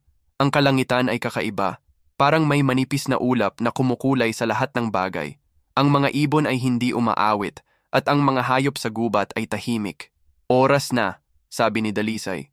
Papunta na tayo sa bundok Mayon. Sumakay kami sa mga dragons na gaya ng kasama ko. Ang mga ahas na naging malaking dragon na may pakpak. Ang flight tungo sa bundok Mayon ay tumagal ng buong umaga. Sa buong biyahe, nakita ko sa ibaba ang mga bayan at lungsod na normal pa. Mga taong naglalakad sa mga kalsada, mga bata na naglalaro, mga negosyanteng nagbubukas ng kanilang mga tinda. Walang alam ang mga taong ito na sa gabing iyon, magbabago ang lahat kung hindi namin magagawa ang misyon namin. Nang makarating kami sa bundok Mayon, nakita ko ang isang kakaibang tanawin. Ang buong bundok ay nabalot ng itim na ulap at may mga kidlat na kumikinang sa loob ng mga ulap na hindi parang normal na kidlat. Ang mga kidlat ay kulay bioleta at gumagawa ng mga tunog na parang mga sigaw. Ang bakunawa ay nandito na, sabi ni Dalisay. Naghahanda na siya para sa ritual. Bumaba kami sa paanan ng bundok at nagsimulang umakyat. Sa bawat hakbang, nagiging mas makapal ang dilim sa paligid namin. Pero salamat sa mga training namin, nakakakita pa rin kami sa dilim. Sa gitna ng pag-akyat, nakarinig kami ng mga boses, mga sigaw na parang galing sa libingan. Hindi ko maintindihan ang mga salitang sinasabi nila, pero naramdaman ko ang evil na intention sa bawat tunog. Mga chant para sa ritual, paliwanag ni Ben. Ginagawa nila yon para tawagan ang mga masasamang spirits. Pagkatapos ng ilang oras ng pag-akyat, nakarating kami sa tuktok ng bundok. Doon nakita ko ang pinakakatakot-takot na tanawin sa buong buhay ko. Sa gitna ng tuktok ay may malaking altar na gawa sa mga buto ng mga tao. Sa paligid ng altar ay may mahigit 200 aswang na lahat ay nakacircle at nagchant. Sa gitna ng lahat ay nakita ko ang bakunawa. Mas malaki pa siya sa nakita ko sa San Agustin. Ang laki niya ay halos katumbas ng buong tuktok ng bundok. Ang mga mata niya ay parang 2 malaking buwan na kulay pula at ang mga pakpak niya ay nakabukas na parang nagko-cover sa buong kalangitan. Pero ang pinaka nakakatakot ay ang nakita ko sa harap ng altar. Nakatali doon si Nanay Rosa at si Miguel kasama ang mahigit 30 iba pang tao na hindi ko kilala. Nanay! Miguel! Sigaw ko. pero dahil sa ingay ng mga chant, hindi nila narinig ang boses ko. Eduardo, kailangan nating mag-isip ng plano, sabi ni Maria habang hinawakan ang aking braso para pigilan akong tumakbo agad. Wala nang oras para sa plano, sagot ko. Nakita ninyo naman sila. Kailangan natin silang iligtas ngayon din. Eduardo, tama si Maria, sabi ni Dalisay. Kapag tumakbo kayo ng hindi nag-iisip, matatalo kayo agad. Ang Bakunawa ay naghihintay lang na mag-react kayo ng hindi nag-iisip. Napatingin ako sa kalangitan at nakita ko na nagsisimula ng magkukulayan ang buwan. Ang eclipse ay magsisimula na. Gaano kalaki ng oras natin? Tanong ko. 3 oras bago mag-peak ang eclipse. Kapag nag-peak na ang eclipse, saka lang magiging possible na lunukin ng Bakunawa ang mga bituin, sagot ni Dalisay. Okay, ano ang plano? Tanong ni Carlos. Hahatiin tayo ng 2, sabi ni Dalisay. Ang Maria, Ana at Ben ay pupunta sa kaliwa para iligtas ang mga hostages kasama ang 3 diwata ng hangin, tubig at lupa. Ang Eduardo, Carlos at David ay pupunta sa kanan para lumapit sa Bakunawa kasama ko at ang mga diwata ng apoy, kidlat at liwanag. Paano kung hindi namin kayang pigilan ang Bakunawa? Tanong ni David. Kapag hindi ninyo siya napigilan, lahat tayo ay mamamatay kasama ang buong mundo, sagot ni Dalisay ng direkta. Hinawakan ko ang tungkod na laging kasama ko at naramdaman ko ang init na daloy mula dito. Sa nakaraang 3 buwan, naging parte na ng akin ang tungkod na ito, parang extension ng aking mga kamay at ng aking kakayahan. Tara na, sabi ko sa mga kasama ko. Naghiwalay kami ng 2 grupo. Nakita ko si Maria, Ana at Ben na tumatakbo tungo sa kaliwa at nakita ko rin ang 3 diwata na sumama sa kanila na naging invisible sa ere. Kami naman ni Carlos at David ay nagsimulang lumapit sa Bakunawa. Sa bawat hakbang namin, nagiging mas malakas ang hangin, mas mainit ang paligid at mas malakas ang tunog ng mga chant. Nang nasa mahigit 50 metro na kami palayo sa Bakunawa, biglang tumigil ang lahat ng mga aswang sa pag-chant. Lahat sila ay napalingon sa amin at nakita ko sa kanilang mga mata ang gutom para sa dugo. Narito na ang mga batang may tatak. Narinig ko ang boses ng Bakunawa na parang kumunog ng lupa. Akala ko ba ay natuto na kayo matapos mong makita kung anong nangyari kay Teodoro? Narito kami para pigilan ka. Sigaw ko. Ginagamit ko ang lahat ng lakas ng boses ko. Tumawa ang Bakunawa at ang tawa niya ay parang tunog ng mga bagyo. Eduardo, nakita mo na kung gaano kalaki ako. Nakita mo na kung gaano karami ang mga kasama ko. Ano sa tingin mo ang magagawa ng 6 na bata laban sa amin? Hindi kami bata, sigaw si Carlos habang ginagawa niyang invisible ang sarili niya. At hindi kami 6 lang, sigaw ni David habang tumatawag ng malaking alon mula sa mga ulap. Sa pagkakataong iyon, nakita ko si Maria, Ana at Ben na nagsisimulang mag-free ng mga hostages. Nakita ko si Miguel na tumutulong na tanggalin ang mga tali sa kamay ni Nanay Rosa, pero nakita rin ng Bakunawa ang ginagawa nila. Mga aswang! Pigilan ang mga nagtraidor na yan, sigaw niya. Mahigit 100 aswang ang tumakbo tungo kay Maria at sa grupo niya. Nakita ko na kahit gaano kasigasig si Ana sa paggawa ng mga liwanag na shield, sobrang dami ng aswang para sa kanila. Kailangan natin silang tulungan, sabi ko kay Carlos at David. Eduardo, kung iiwan natin si Dalisay, sino ang lalaban sa Bakunawa? Tanong ni Carlos. Tingnan ko si Dalisay na nakikipaglaban na sa ibang mga aswang na lumalapat sa amin. Ang mga pakpak niya ay nagliliwanag at ang mga kamay niya ay gumawa ng mga ball of light na tumatabog sa mga aswang. Pero nakita ko rin na nagsisimulang mapagod siya. Sa kalangitan, ang buwan ay nagiging mas madilim na. Naging kalahati na ang eclipse at nagsisimula ko ng maramdaman ang strange na energy na kumakalat sa paligid. David, pumunta ka kay Maria para tulungan mo sila. Ako at Carlos ay sasamahan si Dalisay. Desisyon ko. Tumakbo si David tungo sa grupo ni Maria at ako at si Carlos ay lumapit kay Dalisay para makipaglaban sa mga aswang na nasa paligid ng Bakunawa. Dalisay, ano ang pwede naming gawin para pigilan ang Bakunawa? Tanong ko habang ginigit ang tungkod sa isang aswang na lumalapat sa amin. Eduardo, tingnan mo yung 3 kristal na nasa leeg ng Bakunawa. Yun ang nagbibigay sa kanya ng kapangyarihan para lunukin ang mga bituin. Kailangan ninyong basagin ang 3 kristal na yon, sagot ni Dalisay. Tingnan ko ang leeg ng Bakunawa at nakita ko ang 3 kristal na kumikinang. Isa ay kulay pula, isa ay kulay asul, at isa ay kulay dilaw. Nakita ko rin na ang mga kristal ay naproprotektahan ng mga aswang na nakapatong sa katawan ng bakunawa. Paano namin siya ma-approach? Tanong ni Carlos. Kailangan ninyong lumipad, sagot ni Dalisay. Lumipad? Tanong ko. Eduardo, gamitin mo ang lahat ng liwanag na nasa loob mo. Pag ginawa mo yon, magkakaroon ka ng mga pakpak na gawa sa liwanag, paliwanag ni Dalisay. Hindi ko pa nagawa yon dati, pero sa sitwasyon na ito, kailangan kong subukan. Ipinikit ko ang mga mata ko at ginit ko ang lahat ng liwanag na nasa loob ng aking katawan. Naramdaman ko ang init na kumalat mula sa aking dibdib hanggang sa aking likod.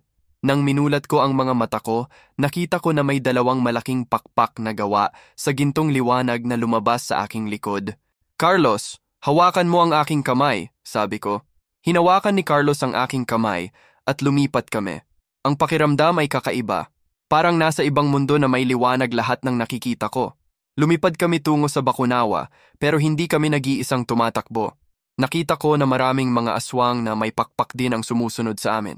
Eduardo, sa kaliwa, sigaw ni Carlos. Umiwas ako sa 3 aswang na sumusugod sa amin at ginit ko ang tungkod sa isa sa kanila. Ang liwanag mula sa tungkod ay mas malakas pa ngayon na may pakpak ako at nakita ko na ang aswang ay nasunog agad. Pero marami pa ring sumusunod sa amin. Sa bawat aswang na natatabog namin, 2 kapalit ang dumarating. Nang malapit na kami sa leeg ng bakunawa, nakita ko ang 3 kristal ng mas malapit. Ang bawat kristal ay halos kasing laki ng isang tao at nakita ko na may malalakas na protection spells sa paligid nila. Carlos, bantayan mo ang likod ko, sabi ko at nagsimula akong lumipad tungo sa pulang kristal. Pero bago pa ako makarating doon, biglang may humawak sa aking paa. Isang malaking kamay ng bakunawa mismo. Akala mo ba ay papahirapan ka lang ng mga aswang ko? Sabi ng bakunawa. Ako mismo ang dadala sa iyo sa impyerno. Ang hawak niya sa aking paa ay sobrang higpit at naramdaman ko na nagsisimulang mawala ang lakas ko. Pero sa pagkakataong iyon, narinig ko ang boses ni Miguel mula sa ibaba. Kuya Eduardo, gamitin mo ang lahat ng liwanag mo. Naalala ko ang sinabi ni Dalisay tungkol sa paggamit ng lahat ng liwanag na nasa loob ko. Hindi pa ako nag-try noon dahil takot ako na baka maubusan ako ng lakas. Pero ngayon, wala nang choice. Ipinikit ko ang mga mata ko at ginit ko ang lahat. Ang lahat ng liwanag na nasa aking tatak. Ang lahat ng liwanag na nasa tungkod ko. Ang lahat ng liwanag na nakuha ko mula kay Dalisay. Biglang sumikab ako ng napakaliwanag na liwanag, mas maliwanag pa sa araw. Ang kamay ng bakunawa ay nasunog at binitawan niya ako. Impossible! Sigaw niya. Paano mo nagagawa yan? Hindi ko na siya sinagot. Sa halip, ginamit ko ang lahat ng liwanag ko para lumipad ng mas mabilis tungo sa 3 kristal. Una kong sinugod ang pulang kristal. Ginit ko ang tungkod dito ng lahat ng lakas ko at narinig ko ang malakas na basag. Ang unang kristal ay naging powder. Hindi! Sigaw ng bakunawa at nagsimula siyang gumalaw para hadlangin ako. Pero si Carlos ay tumutulong sa akin. Ginawa niya ang sarili niyang invisible at sinugod ang dilaw na kristal habang nakatutok ang atensyon ng bakunawa sa akin. Narinig ko ang pangalawang basag. Ang dilaw na kristal ay nawala na rin. Nang makita ng bakunawa na 2 na ang nabasag na kristal, nagsimula siyang magwala. Ang mga pakpak niya ay nagsimulang kumakagat sa hangin at ang mga sigaw niya ay nagsisimulang magbago ng kulay ng kalangitan. Kung hindi ko makukuha ang 3 bituin, sisiguraduhin kong mauuna kayong lahat, sigaw niya. Nakita ko na ang huling kristal, ang asul na kristal, ay naproprotektahan niya ng sarili niyang mga pakpak. Kailangan kong pumunta sa gitna ng kanyang mga pakpak para maabot ko ito. Lumipad ako tungo doon, pero naramdaman ko na nagsisimulang humina ang aking pakpak. Ang lahat ng liwanag na ginagamit ko ay nauubos na. Eduardo! Narinig kong sigaw ni Maria mula sa ibaba. Kami na ang bahala sa mga aswang! Gawin mo ang kailangan mong gawin! Tingnan ko sa ibaba at nakita ko na nakuha na nila lahat ang mga hostages kasama si Nanay Rosa at si Miguel. Nakita ko rin na nakikipaglaban sila sa mga natitira pang aswang, pero ang nakita ko na pinakamaganda ay ang mga taong dating hostage ay tumutulong na rin sa laban. Nakita ko si Miguel na hawak ang isang maliit na tungkod at tumutulong kay Ana sa paggawa ng mga shield. Kaya mo yan, kuya! Sigaw ni Miguel. Ginit ko ang huling lakas na natitira sa akin at lumipad tungo sa asul na kristal. Ang mga pakpak ng bakunawa ay sinusubukan akong pigilan, pero ginagamit ko ang tungkod ko para gumawa ng daan. Nang makarating ako sa kristal, nakita ko na ito ay mas malaki pa sa dalawang nauna. Nakita ko rin na may mas malakas na protection spells dito. Eduardo, hindi mo yan kayang basagin mag-isa, sigaw ng Bakunawa. Pero sa pagkakataong iyon, nakita ko si Dalisay na lumipad tungo sa akin. Sa mga kamay niya ay hawak niya ang isang kristal ng liwanag na mas malaki pa sa tungkod ko. Eduardo, samahan mo ako, sabi niya. Hinawakan ko ang kristal na hawak niya at naramdaman ko ang lakas na bumalik sa akin. Hindi lang ang lakas ko, kundi ang lakas ng lahat ng mga diwata na tumutulong sa amin.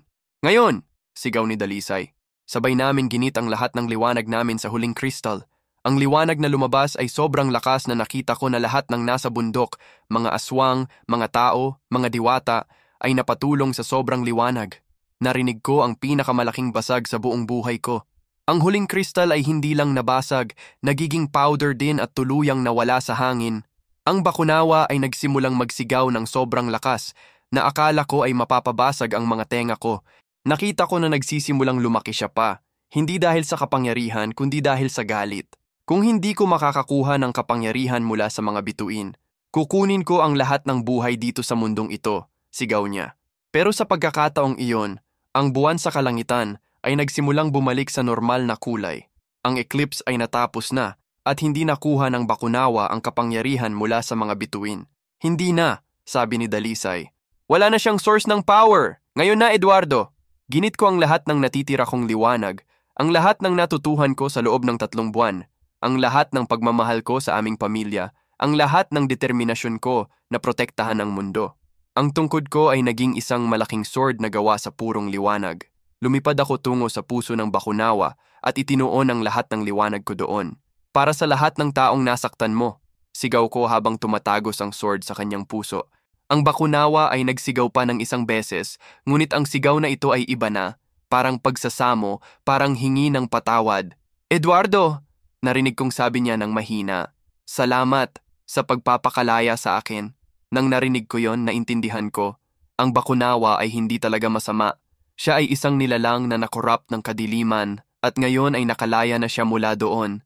Ang katawan ng Bakunawa ay nagsimulang maging liwanag din at unti-unting nawala sa hangin. Ang lahat ng aswang sa paligid ay nagsimula ring mawala, hindi dahil namatay sila, kundi dahil nabalik sila sa kanilang normal na pagkatao. Bumaba ako sa lupa at nakita ko na lahat ng mga kasama ko ay buhay pa. Nakita ko si Nanay Rosa at si Miguel na tumatakbo tungo sa akin. Eduardo! Sigaw ni Miguel at yumakap sa akin. Akala ko hindi ka na babalik, sabi ni Nanay Rosa habang yakap din ako. Sa paligid namin, nakita ko ang mga taong dating hostage na ngayon ay natatawa at umiiyak sa tuwa. Nakita ko rin ang mga dating aswang na ngayon ay nagtataka kung nasaan sila at anong nangyari sa kanila. Tapos na ba? Tanong ni Maria habang lumapit sa aming grupo. Tapos na, sagot ni Dalisay. Ang Bakunawa ay wala na. At ang lahat ng nilalang na corrupted niya ay nabalik na sa normal. Pero kahit tapos na ang laban, alam ko na ang responsibilidad ko bilang tagapagligtas ay hindi pa natatapos. May marami pang mga lugar sa mundo na kailangan ng proteksyon at marami pang mga tao na kailangan ng tulong. Sa mga sumunod na linggo, bumalik kami sa aming mga normal na buhay.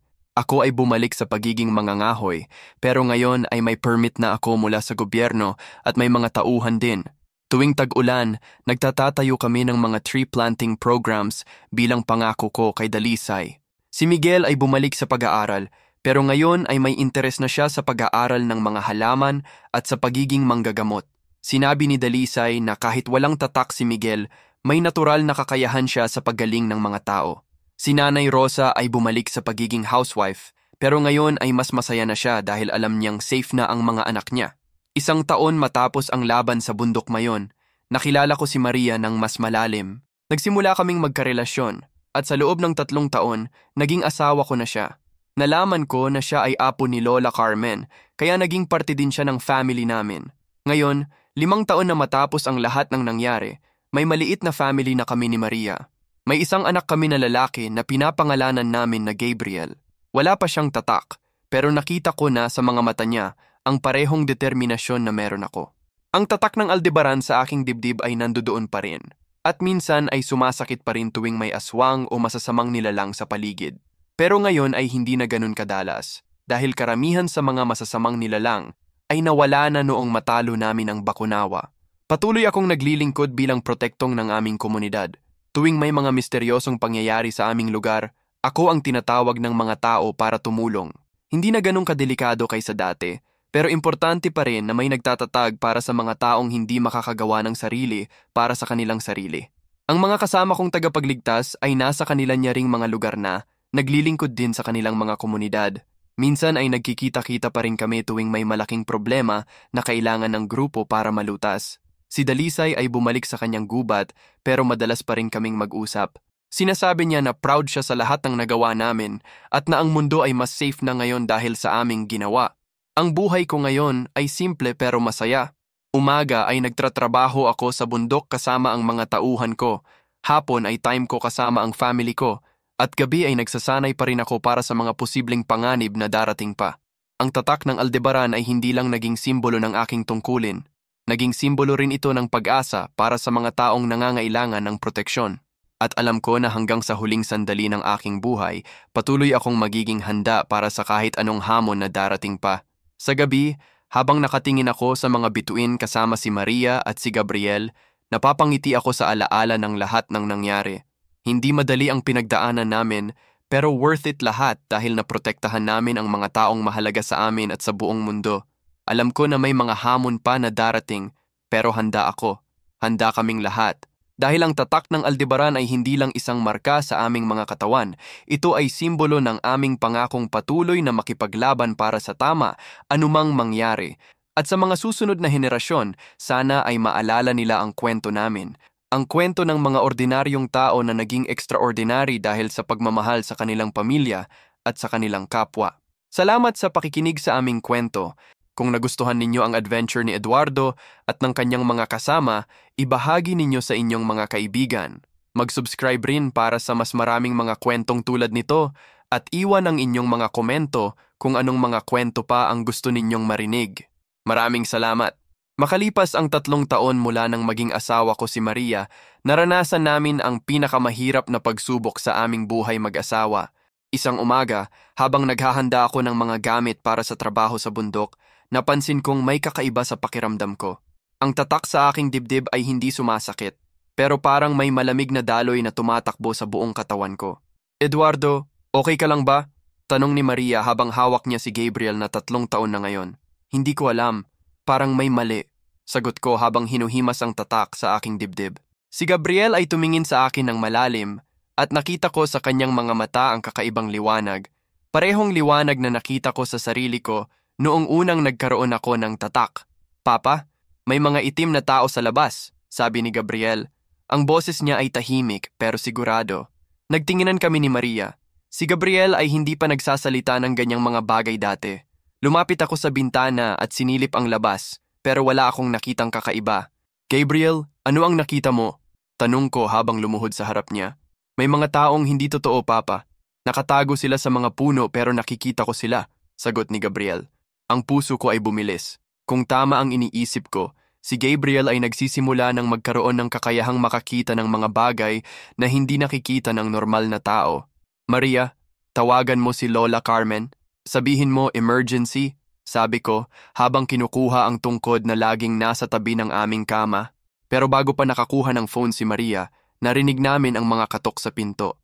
Hindi normal na katok tulad ng mga naranasan ko dati. Eduardo, lumabas ka. Narinig kong sabi ng boses sa labas.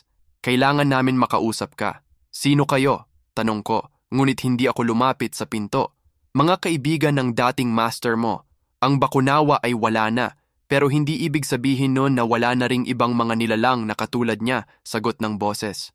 Hinawakan ko si Maria at si Gabriel at ginabayan sila sa likurang bahagi ng bahay.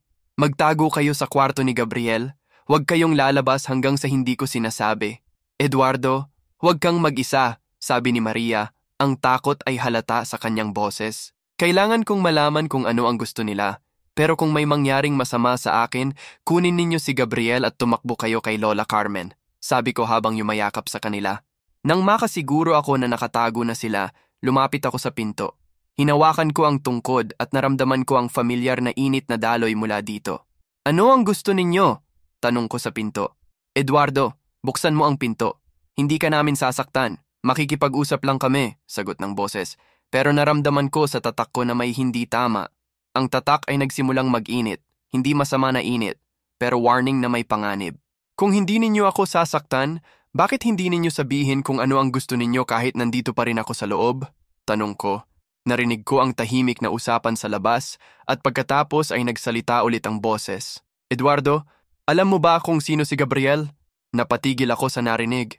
Ano ang ibig ninyong sabihin? Ang anak mo ay hindi ordinaryong bata, Eduardo. May dugo siya na mas espesyal pa kaysa sayo. Ang mga nilalang na katulad namin ay kailangan ng dugo niya para maging mas malakas, paliwanag ng boses. Ang galit ay nagsimulang umagos sa aking katawan. Hindi ninyo mahahawakan ang anak ko. Eduardo, hindi mo namin kayang pigilan. Mas marami kami ngayon kaysa sa mga aswang na nakalaban mo dati. At alam mo kung bakit. Dahil ang pagkamatay ng Bakunawa ay nagdulot ng power vacuum.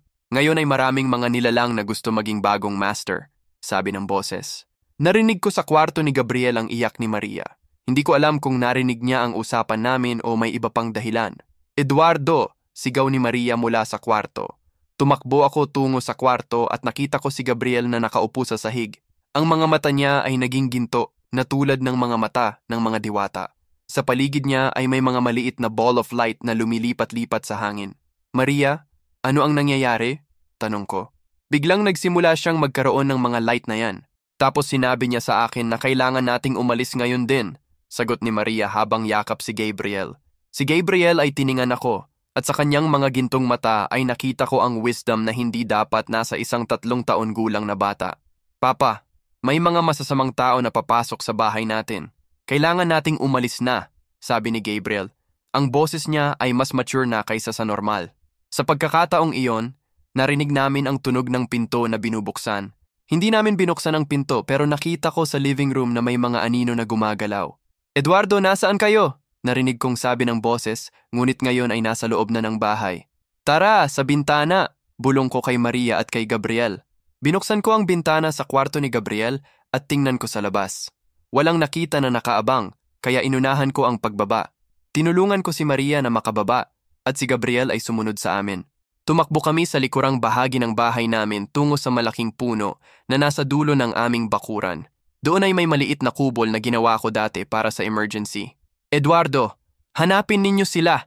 Narinig kong sigaw mula sa loob ng bahay. Habang nakatago kami sa kubol, nakita ko na lumabas sa aming bahay ang 5 nilalang na hindi ko nakita dati.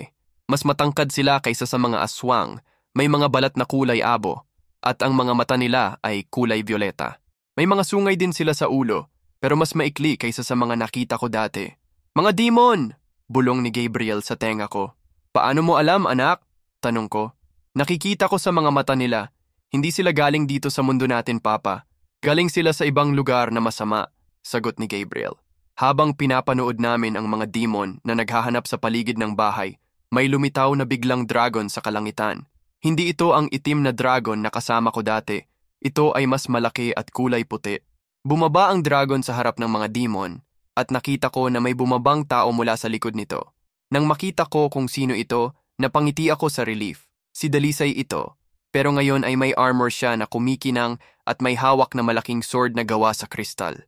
Mga demon, bakit kayo nandito sa mundo ng mga tao? Tanong ni Dalisay. Ang boses niya ay mas authoritative ngayon kaysa sa naaalala ko. Dalisay, hindi ka dapat nakikialam dito. Kami ay may misyon mula sa aming bagong master, sagot ng isa sa mga demon. Sinong bagong master? Tanong ni Dalisay. Si Astaroth, ang demon lord na kumuha sa throne na iniwan ng Bakunawa, sagot ng demon. Narinig ko ang pangalang iyon at naramdaman ko ang takot na kumalat sa aming tatlo. Si Gabriel ay yumakap sa akin ng mas higpit. Papa, ang Astaroth ay mas masama pa sa Bakunawa. Gusto niya ng mga bata na may espesyal na dugo para gawing mga slave niya, bulong ni Gabriel. Eduardo, lumabas ka na! Sigaw ng isa sa mga demon. Alam namin na nandito kayo. Nakakaamoy kami ng special na dugo ng anak mo. Si Dalisay ay nagsimulang mag-ready ng laban. Nakita ko na ginit niya ang sword niya at nagsimulang mag-ilaw. Mga demon, umalis na kayo sa lugar na ito. Ang mga tao dito ay nasa proteksyon ko, sabi ni Dalisay. Dalisay, hindi mo kaming mapipigilan. 5 kami, ikaw lang, sagot ng demon. Pero sa pagkakataong iyon, may mga iba pang dragon na lumitaw sa kalangitan. Nakita ko si Carlos, Ana, Ben at David na bumababa mula sa mga dragon. Hindi siya mag-isa, sigaw ni Carlos habang ginagawa niyang invisible ang sarili. Sa loob ng ilang minuto, nagsimula ang laban sa aming bakuran. Nakita ko ang mga dating kasama kong tagapagligtas na nakikipaglaban sa mga demon gamit ang kanilang mga kapangyarihan. Si Ana ay gumawa ng mga malaking shield na gawa sa liwanag ng araw. Si Ben ay nagtawag ng mga kidlat mula sa kalangitan. Si David ay nagkontrol ng hangin para gawing mas mabilis ang mga atake nila. At si Carlos ay naging invisible para mag-surprise attack. Pero nakita ko rin na ang mga demon ay mas malakas kaysa sa mga aswang na nakalaban namin dati. Ang mga atake namin ay hindi gaanong effective sa kanila at nagsisimulang mapagod ang mga kasama ko. "Eduardo, kailangan mo naming tulungan kami!" Sigaw ni Ben habang nakikipaglaban sa dalawang demon. Tiningnan ko si Maria at si Gabriel. "Kailangan kong lumaban." "Eduardo, delikado," sabi ni Maria. "Mas delikado kung hindi ako tutulong. Kung matatalo sila, wala nang makakaprotekta sa atin," sagot ko. Si Gabriel ay hinawakan ang aking kamay. "Papa, dalhin mo ako." "Hindi, Gabriel. Masyadong delikado," sabi ko. "Papa, kailangan mo ako." Nakikita ko sa mga mata ng mga demon na may weakness sila na hindi mo makikita, paliwanag ni Gabriel. Tiningnan ko si Maria at nakita ko sa kanyang mga mata na alam niyang tama si Gabriel. Kahit ayaw niya, alam niyang kailangan. "Okay, pero stay behind me palagi," sabi ko kay Gabriel. Lumabas kami sa kubol kasama si Maria. Hinawakan ko ang tungkod ko at naramdaman ko ang familiar na liwanag na kumalat sa aking katawan. "Eduardo!" Narinig kong sigaw ni Dalisay nang makita niya ako. Tumakbo ako tungo sa pinakamalapit na demon. Ginagamit ko ang lahat ng natutuhan ko sa mga nakaraang taon. Ang tungkod ko ay naging sword na gawa sa liwanag at ginit ko ito sa demon. Pero nakita kong umiwas ang demon sa aking atake. Mas mabilis siya kaysa sa inaasahan ko. "Papa, sa kanan niya! May itim na kristal sa kanyang kanan na kamay!" Sigaw ni Gabriel mula sa likod ko. Tingnan ko ang kanan na kamay ng demon at nakita ko ang maliit na itim na kristal na nakatago sa kanyang palad. Ginit ko ang tungkod ko doon at nakita kong napaungol ang demon sa sakit. "Salamat, Gabriel!" Sigaw ko. Sa tulong ni Gabriel na nakakakita ng mga weakness ng mga demon, unti-unting natatalo namin sila. Bawat demon ay may itim na kristal sa iba't ibang parte ng kanilang katawan at kapag nabasag ang kristal, nagiging powerless sila. Pagkatapos ng mahabang laban, natalo na namin ang lahat ng demon. Pero alam ko na ito ay simula pa lang ng mas malaking problema. "Dalisay, sino si Astaroth?" Tanong ko habang hinihingal pa mula sa laban. Siya ay demon lord na galing sa underworld. Mas malakas siya kaysa sa Bakunawa dahil hindi siya corrupted na nilalang. Siya ay tunay na evil mula sa simula, paliwanag ni Dalisay. "Bakit niya gusto si Gabriel?" Tanong ni Maria. "Ang mga bata na may bloodline ng mga tagapagligtas ay may espesyal na dugo na pwedeng gamitin para buksan ang portal between the underworld at ang mundo natin. Kung makukuha niya si Gabriel, makakapagpain siya ng maraming demons dito sa mundo," sagot ni Dalisay. Yumakap ako kay Gabriel at naramdaman ko ang takot para sa kanya. "Paano namin siya proprotektahan?" "Eduardo, kailangan ninyong pumunta sa sacred place, isang lugar na hindi maabot ng mga demon. Doon kayo safe habang nag-iisip tayo ng paraan para talunin si Astaroth," sabi ni Dalisay. "Saan ang sacred place na yan?" Tanong ko. "Sa Banawe Rice Terraces. May ancient na temple doon na ginawa ng mga unang tagapagligtas. Protektado yon ng mga spirits ng mga ancestors," sagot ni Dalisay. "Nagpack kami ng mga gamit na kailangan namin para sa mahabang biyahe." Si Gabriel ay nagpakita ng kakaibang maturity. Tumutulong siya sa pag-empake at nagsasabi ng mga bagay na kailangan namin na hindi ko naisip. "Papa, dalhin natin ang mga kristal na nakuha mo sa mga demon." "Magagamit natin yun para sa proteksyon," sabi ni Gabriel, habang hawak ang isang itim na kristal na natira mula sa laban. "Paano mo alam yan, anak?" Tanong ko. "Nakikita ko sa kristal na may light sa loob niya na pwedeng gamitin para sa mabuti," sagot ni Gabriel. Sa mga susunod na araw, naglakbay kami tungo sa Banawe kasama ang mga kasama kong tagapagligtas. Ang biyahe ay mahaba at delikado. Nakita namin ang maraming signs na may mga demon na naghahanap sa amin sa mga lugar na dinadaanan namin. Pero salamat sa mga kakayahan ni Gabriel na nakakakita ng mga bagay na hindi namin nakikita, nakaiwas kami sa mga panganib. Minsan ay sinasabi niya sa amin na lumiko sa ibang daan dahil may mga demon sa harap. Minsan naman ay sinasabi niya na magpahinga sa isang lugar dahil safe yon. Nang makarating kami sa Banawe Rice Terraces, nakita ko ang pinakamagandang tanawin sa buong buhay ko.